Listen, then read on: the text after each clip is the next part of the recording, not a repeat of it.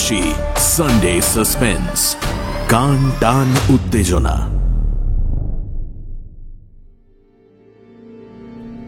Sunday suspense ক্লাসিক্সে আজ শুনুন সত্যজিৎ রায়ের লেখা প্রফেসর শঙ্কুর অ্যাডভেঞ্চার, ডক্টর ড্যানিয়েলির আবিষ্কার। সত্যজিৎ রায় বাংলা চলচ্চিত্র ও বাংলা সাহিত্যে এক বিরাট নাম। তিনি জন্মগ্রহণ করেন 2রা মে 1921 সালে। আমরা তাকে হারাই 1992 সালের 23শে এপ্রিল। তাঁর সৃষ্টি করা প্রফেসর শঙ্কু এক বিস্ময়কর চরিত্র। আত্মভোলা এই বাঙালি বৈজ্ঞানিকটির আবিষ্কারের মধ্যে রয়েছে অ্যানাইহিলিনের মতো যে কোনো কিছুকে নিশ্চিহ্ন করে দেওয়া পিস্টল, মিরাকিউরেলের মতো মুহূর্তে অসুখ সারিয়ে দেওয়া ওষুধ, বটিকা ইন্ডিকার মতো ক্ষুধা তৃষ্ণানাশক বড়ি, আরও কত কি। বোমযাত্রী ডায়েরি গল্পে আবির্ভাব হওয়ার পর তার নানা অ্যাডভেঞ্চার ও আবিষ্কারের মধ্যে দিয়ে আমাদের মন জয় করে নিয়েছেন প্রফেসর ত্রিলোকেশ্বর শঙ্কু। আজকের গল্পটি আমরা নিয়েছি আনন্দ পাবলিশার্স থেকে প্রকাশিত শঙ্কু সমগ্র থেকে। গল্পটি প্রথম প্রকাশিত হয় শারদীয়া সন্দেশ পত্রিকায় 1988 সালে। এই গল্পটি সানডে সাসপেন্সে প্রথম প্রচারিত হয় 8ই নভেম্বর 2020 সালে। শুরু হচ্ছে ডক্টর ড্যানিয়েলির আবিষ্কার।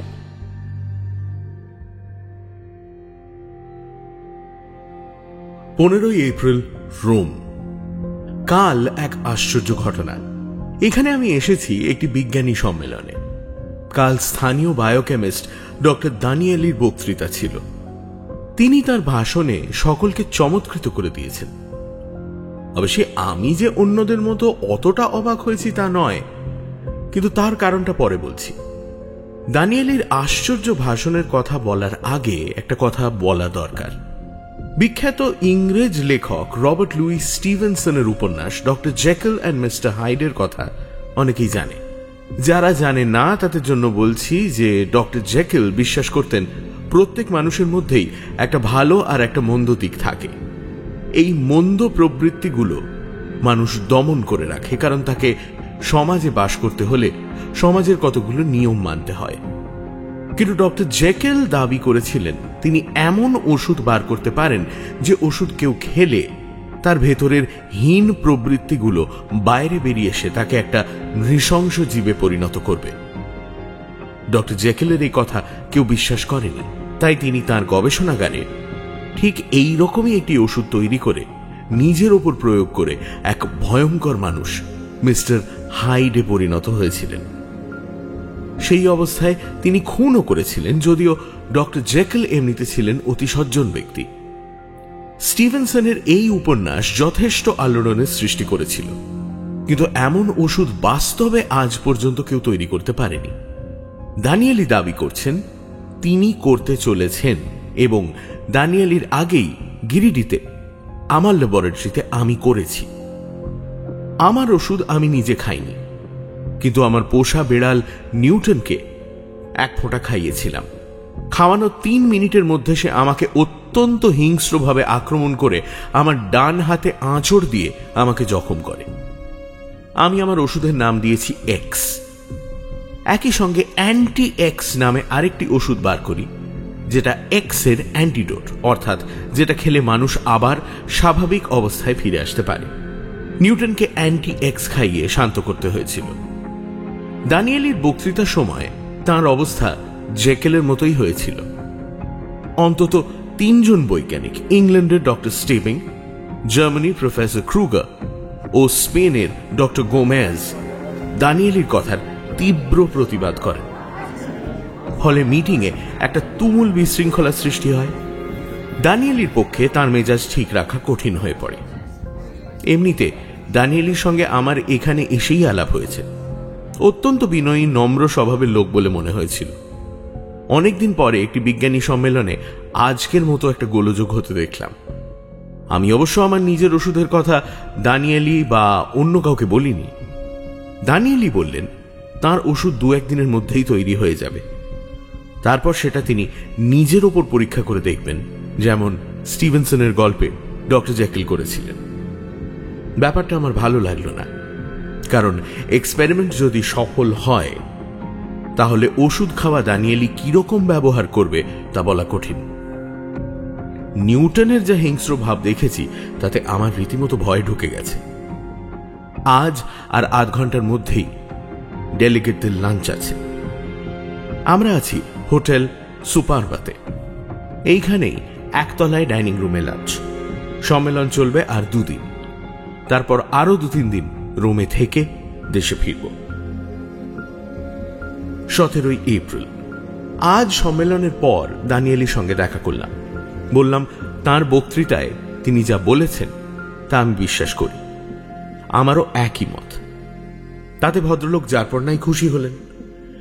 আমি বললাম, তুমি যে ওষুধ বানাচ্ছ সেই সঙ্গে তার প্রভাব দূর করার জন্য ওষুধ করছো আশা করি। তা তো বটেই, বললেন দানিয়েলি। এ ব্যাপারে আমি স্টিভেনসনের উপন্যাসের দ্বারা প্রভাবিত হয়েছি। এতদিন কেন যে কেউ এরকম একটা ওষুধ তৈরি করতে চেষ্টা করেনি তা জানি না। তার কারণ স্টিভেনসনের গল্পেই পাওয়া যায়। যদি সেই ওষুধ মিস্টার হাইডের মতো এমন মানুষ তৈরি করতে পারে, তাহলে সে ওষুধ খাওয়ার কি বিপদ সে তো বুঝতেই পারছো। কিন্তু তা বলে তো বিজ্ঞানকে থেমে থাকতে দেওয়া যায় না। পরীক্ষা নিরীক্ষা চালাতেই হবে, এবং আমার পরীক্ষা যদি সফল হয় তাহলে তার পরিণাম যাই হোক না কেন, এটা মানতেই হবে যে সেটা হবে বিজ্ঞানের অগ্রগতির একটা নিদর্শন। তবে তুমি যদি একটা হাইডে পরিণত হও, তাহলে ব্যক্তিগতভাবে আমার সেটা মোটেই ভালো লাগবে না। দেখা যাক কি হয়। তুমি কি কি উপাদান দিয়ে ওষুধটা তৈরি করেছো সেটা জানতে পারি কি? ভদ্রলোক যা উত্তর দিলেন তা শুনে আমি একটা অদ্ভুত রোমাঞ্চ অনুভব করলাম। আমিও ঠিক একই উপাদান দিয়ে আমার ওষুধটা তৈরি করেছি। সেটা অবশ্যই আর দানিয়েলিকে বললাম না, এবং দানিয়েলিও তার উপাদানের পরিমাণ আমাকে বললেন না। 18 এপ্রিল। আজ কাগজে সাংঘাতিক খবর। ডক্টর স্টিভিংকে পাওয়া যাচ্ছে না। আমাদের হোটেলটা টাইবার নদীর ওপরে। স্টিভিং নাকি রোজ ডিনারের আগে টাইবারের ধারে হাঁটতে যেতেন। আজও গিয়েছিলেন, কিন্তু আর ফেরেননি। পুলিশ সন্দেহ করছে তিনি কোনো গুন্ডার দ্বারা নিহত হয়েছেন এবং গুন্ডারা তাঁর মৃতদেহ টাইবারের জলে ফেলে দিয়েছে। কিন্তু আমার ধারণা অন্যরকম। স্টিভিং দানিয়েলির বক্তৃতার পর তার তীব্র প্রতিবাদ করেন এবং দানিয়েলিকে অবৈজ্ঞানিক আখ্যা দেন। দানিয়েলিও বলেছিলেন তার ওষুধ 2 দিনের মধ্যে তৈরি হয়ে যাবে। আমি টেলিফোন ডিরেক্টরি খুলে দেখলাম যে দানিয়েলির বাড়ির ঠিকানা হচ্ছে 27 নম্বর ভিয়া স্যাক্রামেন্টো। আমি আর দেরি না করে একটা ট্যাক্সি নিয়ে সোজা তার বাড়িতে চলে গেলাম। বাড়ি খুঁজে পেতে কোনো অসুবিধে হলো না, কিন্তু গিয়ে শুনি দানিয়েলি বাড়ি নেই। দানিয়েলি চাকর দরজা খুলেছিল। আমাকে জিজ্ঞেস করল, সিনিয়র আলবের্টির সঙ্গে কথা বলবেন? তিনি কে? তিনি প্রফেসর দানিয়েলির সহকর্মী। বেশ, তাঁকেই ডাকো। চাকর চলে গেল। 2 মিনিটের মধ্যেই একটি বছর 30-এর যুবক বৈঠকখানায় এসে ঢুকল। কালো চুল, কালো চোখ, বুদ্ধিদীপ্ত চেহারা। তুমি কি দানিয়েলির সহকর্মী? সহকর্মীর চেয়ে সহকারী বললেই ঠিক হবে। আমি মাত্র 3 বছর দানিয়েলির সঙ্গে আছি। আচ্ছা, আপনি কি ভারতীয় বৈজ্ঞানিক প্রফেসর শঙ্কু? হ্যাঁ। যুবকের চোখ জলজল করে উঠল। বলল, মাই গড, আপনার বিষয়ে আমি অনেক শুনেছি এবং আপনার আবিষ্কার সম্বন্ধেও অনেক পড়েছি। আপনার দেখা পেয়ে অত্যন্ত গর্ববোধ করছি। সে কথা শুনে আমারও খুব ভালো লাগছে, কিন্তু আমি মিস্টার দানিয়েলির সঙ্গে দেখা করতে এসেছি। তিনি কখন আসবেন? যে কোনো মুহূর্তে। তিনি বাজারে গেছেন কিছু কেনাকাটা করতে। আপনি একটু বসে যান। আমি অপেক্ষা করাই স্থির করলাম। সময় কাটানোর জন্য আলবের্তিকে প্রশ্ন করলাম, প্রফেসরের ওষুধ কি তৈরি হয়ে গেছে? হ্যাঁ, সে তো পরশুই হয়ে গেছে। তারপর থেকেই প্রফেসর কেমন যেন একটু অন্যমনস্ক হয়ে পড়েছেন। সামান্য একটা পরিবর্তন লক্ষ্য করছি তার মধ্যে। সেটা যে কি তা আমি স্পষ্টভাবে বলতে পারবো না। তিনি কি ওষুধটা খেয়েছেন? তা তো বলতে পারছি না। ওষুধটা উনি সম্পূর্ণ নিজে তৈরি করেছেন। আমি ওকে কোনো রকমভাবে সাহায্য করিনি। ওই ফর্মুলাও আমি জানি না। তবে ওষুধটা যে হয়ে গেছে সেটা উনি আমাকে বলেছেন। অবশ্য না বললেও আমি বুঝতাম, কারণ গত 1 মাস উনি সারাদিন ল্যাবরেটরিতে কাজ করেছেন দরজা বন্ধ করে। 2 দিন থেকে ওকে আর কাজ করতে দেখছি না। দরজার ঘন্টা বেজে উঠল। চাকর এসে দরজা খুলে দিতে দানিয়েলি হাতে একটা প্যাকেট নিয়ে ঢুকলেন। গুড মর্নিং প্রফেসর শঙ্কু, this is a very pleasant surprise. আমিও ভদ্রলোককে প্রত্যাভিবাদন জানালাম। বললাম, খবর না দিয়ে এসে পড়েছি বলে আশা করি কিছু মনে করছো না। আরে না, মোটেই না, মোটেই না। You are most welcome. তারপর কি খবর বলো? খবর তো তোমার ওষুধের খবর। ওটা তৈরি হলো? হয়েছে বই কি, পরশু রাতেই তৈরি হয়ে গেছে। পরীক্ষা করে দেখেছো? আমি 4 চামচের 1 চামচ খেয়ে দেখেছি। তারপর কি হলো জানি না। তার মানে? মাথা ঘুরে অজ্ঞান হয়ে পড়ে গেলাম। সকালে উঠে দেখি আমার বিছানায় শুয়ে আছি, শরীরে কোনো ক্লান্তি নেই। রাতে কি ঘটেছে কিচ্ছু জানি না প্রফেসর। আজ কাগজে স্টিবিং এর মৃত্যু সংবাদ পড়েছ? পড়েছি, আর পড়ে অত্যন্ত দুঃখ পেয়েছি। যদিও সে আমার বক্তৃতার প্রতিবাদ করেছিল, কিন্তু সে অত্যন্ত উচ্চস্তরের বিজ্ঞানী ছিল। স্টিবিং এর মৃত্যু সম্বন্ধে তুমি কি কোনো সিদ্ধান্তে পৌঁছেছ? দেখো প্রফেসর, এ তো বোঝাই যাচ্ছে স্থানীয় গুন্ডাদের কীর্তি। তাকে মেরে শুনলাম টাইবারের জলে লাশ ফেলে দিয়েছে। 2-1 দিনের মধ্যেই অবশ্যই সে লাশ আবার ভেসে উঠবে। আমি আর দানিয়েলি সময় নষ্ট করলাম না। তাকে ধন্যবাদ জানিয়ে ট্যাক্সি নিয়ে হোটেলে ফিরে এলাম। দানিয়েলির ওষুধ খাওয়ার কথাটা এখনো আমার মাথায় ঘুরছে। সে যে কিছুই টের পেল না, এটা খুব আশ্চর্য ব্যাপার। আমার ওষুধেও কি এই একই প্রতিক্রিয়া হবে? নিউটন যে আমাকে আক্রমণ করে, সেটা কি সে অজান্তে করে? 19শে এপ্রিল, কাল রাত্রে 11:30টার সময় জার্মানির প্রফেসর ক্রুগার আর স্পেনের ডক্টর গোমেজ খুন হয়েছেন তাদের ঘরে। সেই সঙ্গে টাইবার নদীতে স্টিবিং এর লাশও পাওয়া গেছে। লাশের গলায় আঙুলের গভীর দাগ, অর্থাৎ তাকে গলা টিপে মারা হয়েছিল। এবার আর আমার কোনো সন্দেহ রইল না, 3টে খুনি দানিয়েলির কীর্তি। পুলিশ অবশ্য তদন্ত করছে। ক্রুগার বা গোমেজের কোনো টাকা পয়সা চুরি যায়নি, কাজেই এটা চোর ডাকাতের কীর্তি নয়। পুলিশ আমাদের হোটেলের রিসেপশনিস্টকে জেরা করে জানতে পারে যে কাল রাত্রে 11টার সময় একটি কুৎসিত লোক নাকি হোটেলে এসে ক্রুগার আর গোমেজের ঘরের নম্বর জানতে চায়। তারপর সে দুজনকেই টেলিফোন করে। ক্রুগার আর গোমেজ দুজনকেই স্টিবিং এর মতোই গলা টিপে মারা হয়েছে। আততায়ী যে অত্যন্ত শক্তিশালী সে বিষয়ে সন্দেহ নেই। অথচ দানিয়েলিকে দেখলে তার মধ্যে শারীরিক শক্তির কোনো লক্ষণ পাওয়া যায় না। ওর বয়সও হয়েছে অন্তত 60। আমি এবার দানিয়েলির বাড়িতে একটা ফোন করলাম। সে নিজেই ফোন ধরল, শান্ত কণ্ঠস্বর, উত্তেজনার লেশ মাত্র নেই। আমি ফোন করছি শুনে অত্যন্ত হৃদ্যতার সঙ্গে আমাকে অভিবাদন জানালো। আমি বললাম, আমি একবার তোমার বাড়ি আসতে চাই। এক্ষুনি চলে এসো, আমি সারা সকাল বাড়িতেই আছি। 10 মিনিটে দানিয়েলির বাড়িতে হাজির হলাম। অত্যন্ত আন্তরিকভাবে আমার সঙ্গে করমর্দন করে আমায় সোফায় বসতে বলে বলল, বলো কি খবর? আমি বসে বললাম, তুমি কি কাল রাত্রে আবার ওষুধটা খেয়েছিলে? হ্যাঁ, এবং সেই একই প্রতিক্রিয়া।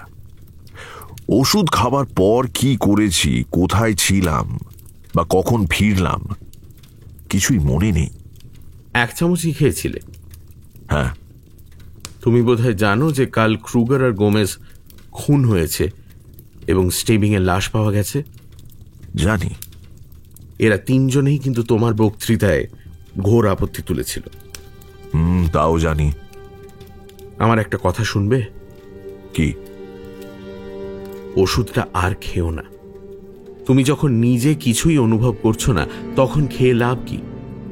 বিজ্ঞানের দিক দিয়ে তো তুমি কোনো জ্ঞান আহরণ করছো না। সত্যি বলতে কি, তুমি তো কিছুই জানতে পারছো না। তা পারছি না, কিন্তু একটা যে কিছু হচ্ছে তাতে কোনো সন্দেহ নেই। কিছু মনে করো না, কিন্তু আমার ধারণা এই 3টে খুনের জন্য তুমি দায়ী, অর্থাৎ তোমার ওষুধই দায়ী। ননসেন্স! ননসেন্স নয়। কেন সেটা আমি বলছি। আমি নিজে একই ওষুধ আবিষ্কার করেছি ভারতবর্ষে আমার ল্যাবরেটরিতে। আমি সেটা আমার পোষা বেড়ালের ওপর পরীক্ষা করেছিলাম। ড্রপার দিয়ে 1 ফোঁটা ওষুধ তার মুখে ঢেলে দিয়েছিলাম। 3 মিনিটের মধ্যে সে আমাকে আক্রমণ করে জখম করে। তার আধ ঘন্টার মধ্যেই অবশ্যই সে আমারই তৈরি একটি অ্যান্টিডোট খেয়ে আবার স্বাভাবিক অবস্থায় ফিরে আসে। দানিয়েলি একটুক্ষণ চুপ করে রইল। আমি লক্ষ্য করলাম তার জোরে জোরে নিঃশ্বাস পড়ছে। তারপর চাপা স্বরে সে বলল, তুমি আমার আগে এই ওষুধ আবিষ্কার করেছো? হ্যাঁ। I don't believe it. দানিয়েলির কণ্ঠস্বরে এই প্রথম একটা তিক্ততার আভাস পেলাম। সে আবার বলল, আই ডোন্ট বিলিভ ইট। তুমি বিশ্বাস না করতে পারো, কিন্তু কথাটা সত্যি। তুমি তোমার ওষুধের উপাদানের কথা আমাকে বলেছ, কিন্তু পরিমাণ বলনি। আমিও এই একই উপাদান দিয়ে ওষুধ তৈরি করেছি এবং আমার পরিমাণ মুখস্থ আছে। সেটা আমি তোমাকে বলছি, দেখো তোমার সঙ্গে মেলে কিনা। আমার পুরো ফর্মুলাটা কণ্ঠস্থ ছিল। সেটা আমি দানিয়েলিকে বললাম। তার দৃষ্টি বিস্ফারিত হয়ে উঠল। তারপর সে ফিস ফিস করে বলল, I can't believe it. পরিমাণ দুজনের হুবহু এক। তাহলে বুঝতেই পারছো তুমি নিজে খাওনি তোমার ওষুধ? না, এবং কোনোদিন খাবো না। কিন্তু আমাকে খেতেই হবে। যতদিন না জানতে পারছি ওষুধ খেয়ে আমার কি হচ্ছে, আমি কি করছি, ততদিন আমাকে এই ওষুধ খেয়ে যেতে হবে। দরকার হলে পরিমাণ বাড়াতে হবে, 1 চামচের জায়গায় 2 চামচ। তুমি কি সত্যি বুঝতে পারছো না ওষুধ খেয়ে তুমি কি করো? প্রথম দিন কিছুই বুঝিনি। কালকের সামান্য স্মৃতি আছে। আমি জানি আমি বাড়ি থেকে বেরিয়ে গিয়ে আমার গাড়িতে উঠেছিলাম। তোমার কি ড্রাইভার আছে? না, আমি নিজেই গাড়ি চালাই। তারপর কি হয় কিছুই মনে নেই? না, কিন্তু এইভাবেই আমি আস্তে আস্তে জানতে পারবো আমি কি করছি আর আমার ভেতর কি কি পরিবর্তন হচ্ছে। এর ফল ভালো হবে না দানিয়েলি। তা না হলেও বিজ্ঞানের খাতিরে এটা আমাকে করতেই হবে। তুমি আর আমি এক লোক নই। আমার কৌতূহল তোমার চেয়ে অনেক বেশি। Have a good day professor শঙ্কু, এন্ড গুড বাই। আমি বুঝলাম দানিয়েলিকে অনুরোধ করে কোনো ফল হবে না। ওর মাথায় ভূত চেপেছে।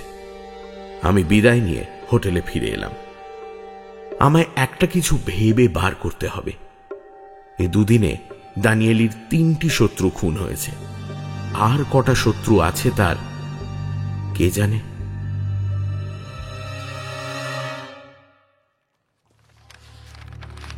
20শে এপ্রিল। আজ 4র্থ খুনের খবর কাগজে বেরিয়েছে।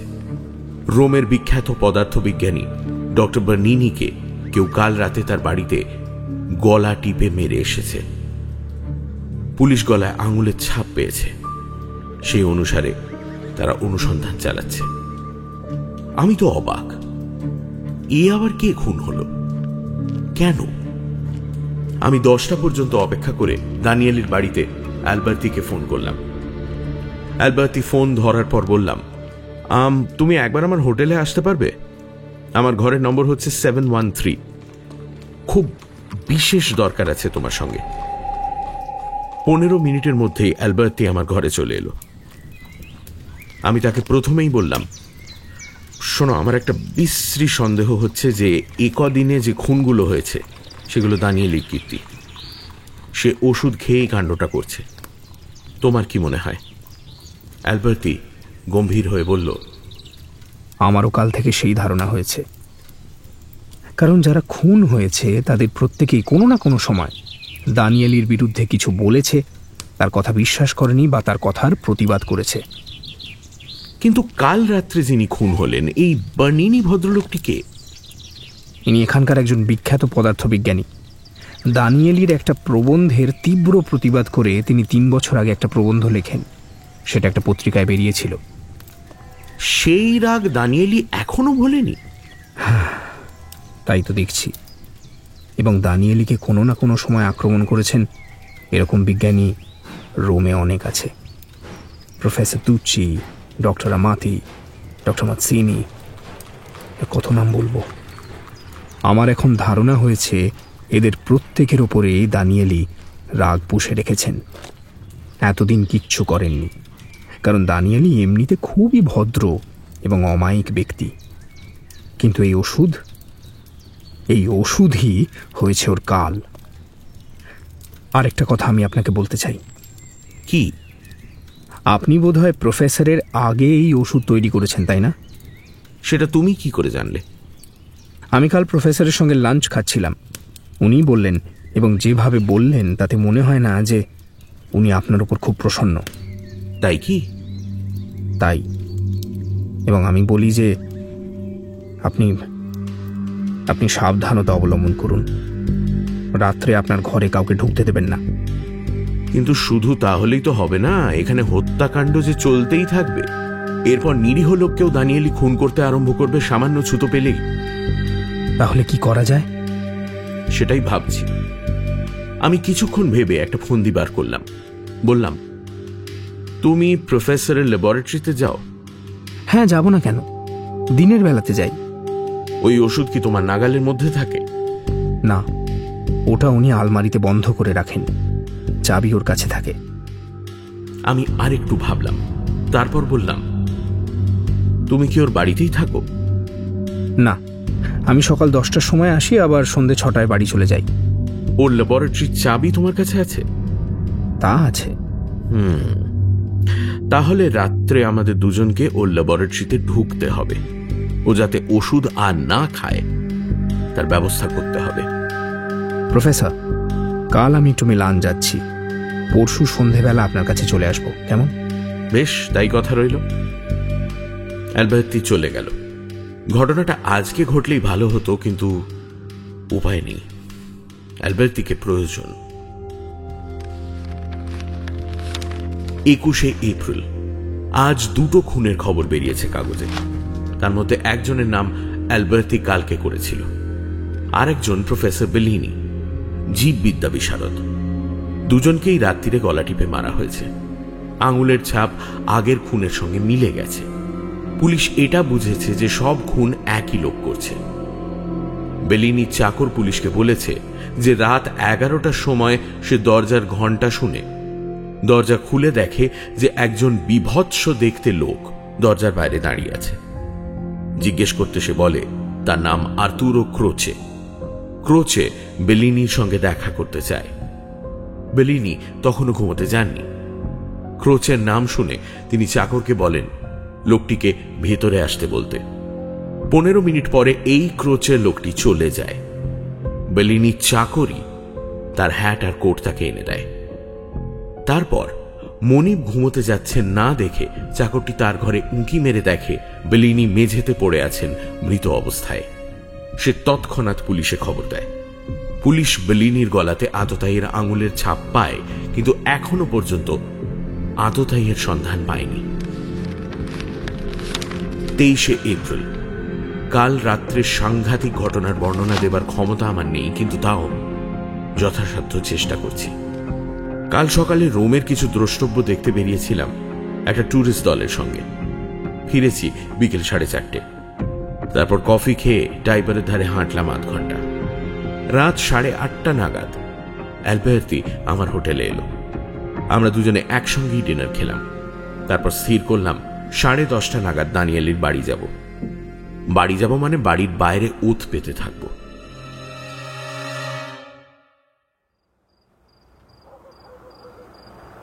ল্যাবরেটরিটা বাইরে থেকে দেখা যায়, তাতে আলো জ্বললেই বুঝবো দানিয়েলি ঢুকেছে। তখন আমরা বাড়িতে গিয়ে ঢুকব। দানিয়েলির পাড়াটা এমনিতেই নির্জন, তার উপরে রাত্রে তো বটেই। বাড়ির সামনেই একটা পার্ক আছে। আমরা দুজনে সেই পার্কের রেলিংয়ের ধারে অপেক্ষা করতে লাগলাম। ল্যাবরেটরি অন্ধকার, অথচ বাড়ির অন্য ঘরে আলো জ্বলছে। বাড়ি 200 গজের মধ্যে একটি গির্জা। তাতে 10:30 ঘন্টা বাজার 5 মিনিটের মধ্যেই ল্যাবরেটরির আলো জ্বলে উঠল। আমি আর অ্যালবার্তি দানিয়েলির বাড়ির দরজায় গিয়ে ঘন্টা টিপলাম। চাকর এসে দরজা খুলে আমাদের দেখেই বলল, এখন সিনিয়র দানিয়েলির সঙ্গে দেখা হবে না, তার বারণ আছে। তার কথা শেষ হওয়ার সঙ্গে সঙ্গে অ্যালবার্তি তাকে একটা মোক্ষম ঘুষি মেরে অজ্ঞান করে দিল। আমরা চাকরকে টপকে ভেতরে প্রবেশ করলাম। অ্যালবার্তি বলল, ফলো মি। সিঁড়ির পাশে একটা ঘর পেরিয়ে একটা প্যাসেজ, সেটা দিয়ে বাঁ দিকে হাত 10 গেলেই ল্যাবরেটরির দরজা। দরজা অল্প ফাঁক, তা দিয়ে আলো এসে বাইরে পড়েছে। প্যাসেজে কোনো আলো জ্বলছে না। আমি অ্যালবার্তিকে ফিস ফিস করে বললাম, আমি ঢুকছি ভেতরে, তুমি দরজার বাইরে থেকো, দরকার হলে তোমাকে ডাকবো। তারপর ল্যাবরেটরির ভেতরে ঢুকেই দেখলাম দানিয়েলি আমার দিকে পিট করে একটা খোলা আলমারির সামনে দাঁড়িয়ে একটা বোতল থেকে চামচে ওষুধ ঢালছে। দানিয়েলি! আমার গলা শুনে সে চরকিবাজির মতো ঘুরে আমাকে দেখে চোখ কপালে তুলে বলল, সে কি, তুমি নিজেই এসে গেছো? আমি তো তোমার হোটেলেই যাচ্ছিলাম। এই বলার সঙ্গে সঙ্গে সে ওষুধটা খেয়ে ফেললো। আর তারপর অবাক হয়ে চোখের সামনে দেখলাম মুহূর্তের মধ্যে তার চেহারার পরিবর্তন হতে। সে এখন আর সৌম্যদর্শন বৈজ্ঞানিক নয়, সে হিংস্র চেহারার আধা মানুষ আধা জানোয়ার। এরপরেই সে আর এক মুহূর্ত সময় না দিয়ে আমার উপর ঝাঁপিয়ে পড়ল। আমি বিদ্যুৎ বেগে পাশ কাটাবার সঙ্গে সঙ্গে আমার মাথায় চরম ফন্দিটা এসে গেল। দানিয়েলি হাত দুটো বাড়িয়ে আবার আমার দিকে লাফ দেবে, ঠিক সেই মুহূর্তে আমি আলমারির তাকে রাখা ওষুধের বোতলটা হাতে নিয়ে এক ঢোক ওষুধ মুখে পুরে দিলাম। তারপর এইটুকু শুধু মনে আছে যে আমি ভীম বিক্রমে দানিয়েলির ওপর ঝাঁপিয়ে পড়ছি এবং দুজনে একসঙ্গে মেঝেতে পড়ছি জড়াজড়ি অবস্থায়। এও মনে আছে যে আমার দেহে তখন অসুরের শক্তি। এছাড়া আর কিছু মনে নেই। যখন জ্ঞান হলো তখন দেখি আমি আমার হোটেলের বিছানায় শুয়ে আছি। আমার সর্বাঙ্গে বেদনা। প্রায় সঙ্গে সঙ্গেই দরজা খুলে অ্যালবার্তি ঘরে ঢুকলো। আপনি নিজে বিছানা ছেড়ে উঠতে পারবেন না বলে রুম বয়ের কাছ থেকে আমি চাবি নিয়ে দরজা খুললাম। আশা করি কিছু মনে করবেন না। Good morning. কেমন আছেন এখন? শরীরে কোনো জখম নেই, কেবল বেদনা। আমি ডাক্তারকে খবর দিয়েছি, সে এসে আপনার ব্যবস্থা করবে। কিন্তু কাল কি হলো? কাল 2 হিংস্র পিশাচকে মরণপণ লড়াই করতে দেখলাম। আমি এসে আপনার পক্ষ না নিলে কি হতো বলা যায় না। আমি এককালে বক্সিং করেছি, দানিয়েলিকে একটা আপার কাট মেরে নক আউট করে দিই। তার আগে অবশ্য আপনি ওকে যথেষ্ট কাবু করেছিলেন। ও অজ্ঞান হলে আমি আপনাকে হোটেলে নিয়ে চলে আসি। যখন আপনাকে বিছানায় শুইয়ে দিই তখন আপনার স্বাভাবিক অবস্থা ফিরে আসেনি। যতক্ষণ আমার চেনা প্রফেসর শঙ্কুকে আমার সামনে দেখতে পাই ততক্ষণ আমি আপনার ঘরে ছিলাম। তারপর বাড়ি ফিরে আসি, তখন রাত 12:30। আর দানিয়েলি? এই প্রশ্ন করার সঙ্গে সঙ্গেই ডাক্তার চলে এলেন। তিনি আমাকে পরীক্ষা করে প্রশ্ন করলেন, তোমার কি কাল কারোর সঙ্গে হাতাহাতি হয়েছিল? হ্যাঁ, তার বাড়ি এই যুবকটি জানে। তিনি থাকেন 27 নম্বর ভিয়া স্যাক্রামেন্টোতে। তার নাম ডক্টর এনরিকো দানিয়েলি। তিনি তার আবিষ্কৃত একটি ওষুধের প্রভাবে এই দশা করেছেন আমার। গত 4-5 দিনে যে কজন বৈজ্ঞানিক খুন হয়েছেন তাদের গলার আঙুলের ছাপের সঙ্গে এই দানিয়েলির আঙুলের ছাপ মিলিয়ে দেখলে দেখা যাবে তাতে কোনো পার্থক্য নেই। এটা তো তাহলে পুলিশ কেস? হ্যাঁ, সে তো বটেই। আমি এক্ষুনি পুলিশে খবর দিচ্ছি। ডাক্তার আমাকে ওষুধ দিয়ে চলে গেলেন। এবার অ্যালবার্তি তার পকেট থেকে একটা বোতল বার করে টেবিলের ওপর রাখল। এই হলো বাকি ওষুধ, এটা আপনার কাছেই থাক। আপনার গবেষণাগারে যে বোতলটা রয়েছে সেটার পাশে রেখে দেবেন। আশা করি এখন খানিকটা সুস্থ বোধ করবেন। ওষুধ পড়েছে, আর চিন্তা কি। আমার মনে হয় পরশুর মধ্যেই দেশে ফিরতে পারবো। তোমার সাহায্যের জন্য অজস্র ধন্যবাদ। তোমার কথা ভুলবো না কখনো।